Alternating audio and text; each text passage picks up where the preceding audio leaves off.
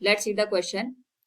A current flows in a conductor from east to west. The direction of magnetic field at a point above the conductor is first towards north, second towards south, third towards east, and fourth towards west. Now to answer this question, first we will discuss here the key concept, and here the key concept is given as right hand thumb rule, जिसमें हम यहाँ पे current की जैसे जो magnetic field produce होता है उसकी डायरेक्शन को फाइंड आउट कर सकते हैं. एज वी नो दैट कि हमारे पास अगर कोई करंट कैरिंग वायर गिवन है तो उस वायर में जो भी करंट की डायरेक्शन होती है उसके सराउंडिंग में हमें मैग्नेटिक फील्ड देखने को मिलता है. And for this we can use right hand thumb, जो हमारे पास रूल होता है उसकी हेल्प से हम यहाँ पे डायरेक्शन को फाइंड आउट कर सकते हैं. क्वेश्चन के अकॉर्डिंग हमारे पास यहाँ पे एक कंडक्टर दे रखा है जिसमें जो करंट है वो ईस्ट से वेस्ट की ओर फ्लो कर रही है. तो अगर हम यहाँ पे डायरेक्शन को देखें, ये ईस्ट होता है, this one is west, this one is north and this one is south.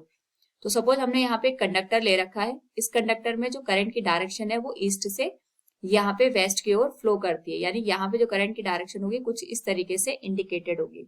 तो क्वेश्चन के अकॉर्डिंग अगर हम यहाँ पे ऑब्जर्व करें तो हम यहाँ पे अपने थंब को करंट की डायरेक्शन में पुट कर देते हैं और जो फिंगर्स होते हैं उनको यहाँ पे कर्ल कर लेते हैं. तो जो फिंगर्स की डायरेक्शन होती है हमारे पास वो हमें बताती है मैग्नेटिक फील्ड की डायरेक्शन को. तो इस केस में अगर हम थंब को इस डायरेक्शन में प्लेस करते हैं अपने राइट हैंड के थंब को, तो जो फिंगर्स होंगे हमारे पास कुछ इस तरीके से यहाँ पे कर्ल हो जाएंगे.